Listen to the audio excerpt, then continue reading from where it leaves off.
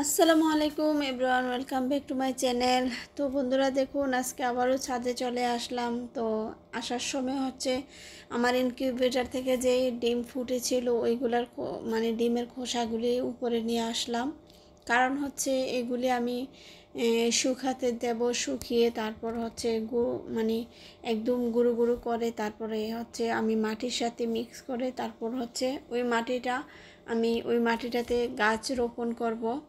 তো সেই জন্য আমি হচ্ছে এই ডিমের খোসাগুলি উপরে নিয়ে আসলাম। তো আমি হচ্ছে ওই পাশে ডিমের খোসাগুলি আমি রোদে ছড়িয়ে দিই নেই, কারণ হচ্ছে ওখানে বাচ্চারা উঠে ওই পাশটার মধ্যে, তারপর দেখা গিয়েছে এগুলো নষ্ট করে ফেলবে। তো যার জন্য আমি ওই সাইডে দিই নেই, ডিমের খোসাগুলি এই পাশে এনে দিয়েছি। যখন একদম শুকিয়ে যাবে তখন এগুলো একদম গুঁড়ো গুঁড়ো করে মাটির সাথে মিশিয়ে দেব। তো মাটিতে অনেক বেশি শক্তি পাবে, গাছ লাগালে খুবই সুন্দর হবে।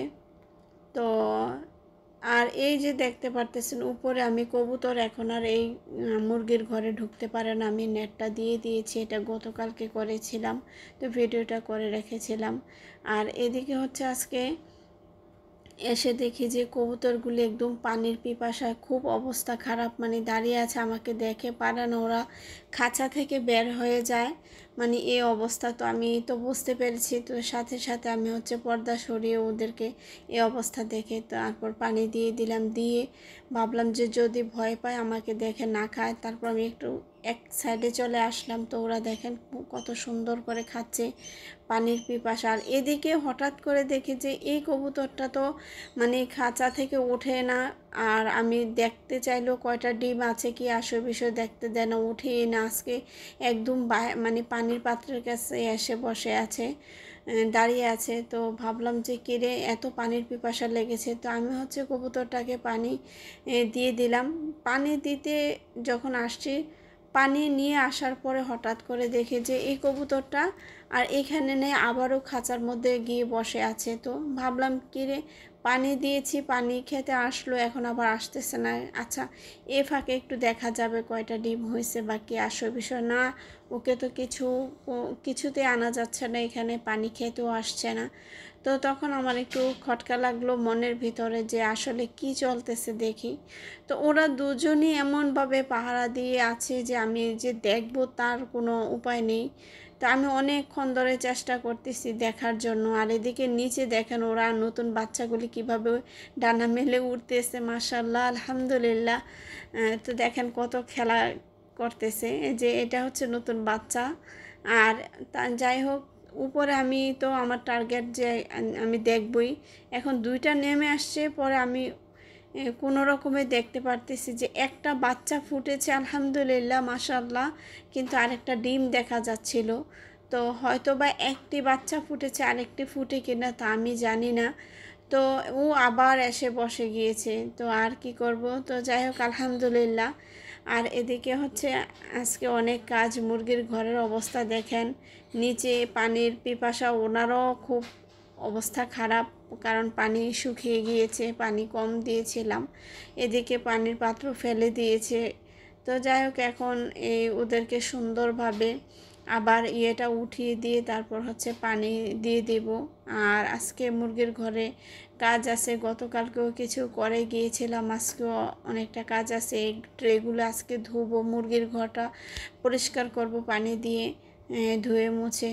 তো তার মধ্যে দেখিয়ে দিচ্ছি এইখানে যেই মুরগির বাচ্চা আরও বেশি ছিল, ফাউমিগুলি, এগুলি হচ্ছে আমি আবারও যেই বড় খাঁচাটা আছে ওখানে আবার নিয়ে গিয়েছি কয়েক পিস এখান থেকে। আর এটার সাইডে যেই ইয়েটা ছিল, এখানে আমি যে ছোট ছোট মুরগির বাচ্চা আছে ওগুলো এই পাশে নিয়ে আসতেছি, কারণ ওখানে বেশি, এই যে এখানে বেশি একটা মানে হিজিবিজি, মানে খুবই বেশি ঘন হয়ে গিয়েছে আর কি। তো যার জন্য আসলে এই উপরের পাশে আর নিচের পাশে দোনোটা খাঁচাতেই মুরগির বাচ্চাগুলি বেশি ঘন হয়ে গিয়েছে। তো আমার মা আবার আমাকে বলেছে ভিডিও দেখে যে তুমি এগুলি অনেক হালকা করে দাও, না হয় মুরগির বাচ্চাগুলি টিকাতে পারবা না। তো যাই হোক, আমি চেষ্টা করতেছি কোথায় কোনটা সেট করব, কারণ যেহেতু ছোট বাচ্চা দেখা গিয়েছে ওরা যে কোনো ফাঁক ফোকর বেশি পেলে হচ্ছে বের হয়ে যায়, তো সব খাঁচাতে ওদেরকে আমি আটকাতে পারবো না, যার কারণে যেই ইয়েগুলো ছোট আছে ফাঁকাগুলো ওই খাঁচাতে রাখা লাগতেছে। আর এদিকে হচ্ছে এটা আমি গতকালকে একটু করে রেখেছিলাম ভিডিওটা। তো হচ্ছে আমি যে কোয়েল পাখি 6 পিস ছিল, আমি মুরগির সাথে ওইগুলি আমি দেইনি, না দিয়ে হচ্ছে আমি এখন মানে এই খাঁচাটার মধ্যে রেখে দেব, কারণ হচ্ছে মুরগির পাড়ায় এই কোয়েল পাখিগুলি বাঁচবে না, মারা যাবে, যার কারণে আমি ওদেরকে আলাদাভাবে আমি এখানে দিয়ে দিচ্ছি আর কি। তো হচ্ছে ওদের জন্য আমি সেট আপটা করে নিচ্ছি, কারণ হচ্ছে ফাঁকা দিয়ে কোয়েল পাখির পা ঢুকে যেতে পারে, আমি আবার এই নেটের ইয়েটা দিয়ে দিলাম। তো হচ্ছে আমি এখন মানে মুরগির সরি, আমি কোয়েল পাখির বাচ্চাগুলি এখন একটা একটা করে নিয়ে আসব। তো এভাবে ওদেরকে এখানে আমি সেট আপ করে দিব আর কি, ওরা এখানে থাকবে।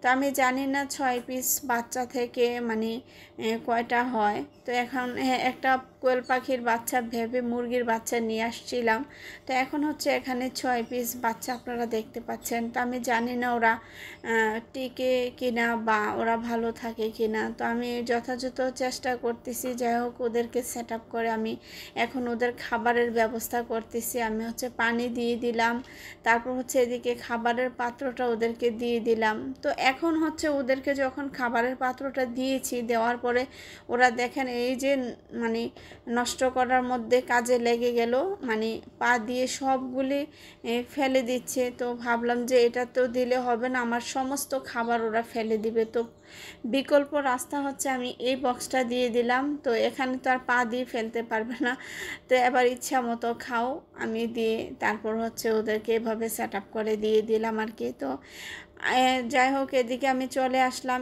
এই যে আরেকটা মানে গুরুত্বপূর্ণ কথা, আমি এটা নতুন কিনে নিয়ে আসছি।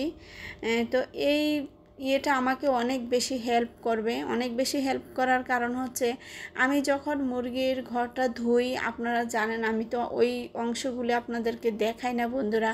আমি হচ্ছে ঝাড়ু দিয়ে পুরাটা ঘর যখন আমি বারবার ঝাড়ুর সাহায্যে পানিগুলা সরিয়ে দেওয়ার চেষ্টা করি বা সরিয়ে দেই, তখন আমার মাজাতে অনেক বেশি পেইন হয়, কারণ অনেকক্ষণ ধরে আমার এগুলি করতে হয়, মানে ঝাড়ুর সাহায্যে অনেক কষ্ট করে পানিটা বের করতে হয়, যার কারণে অনেক কষ্ট হয়ে যায়। তো হঠাৎ করে ভাবলাম যে এই একটা জিনিস নিয়ে আসি।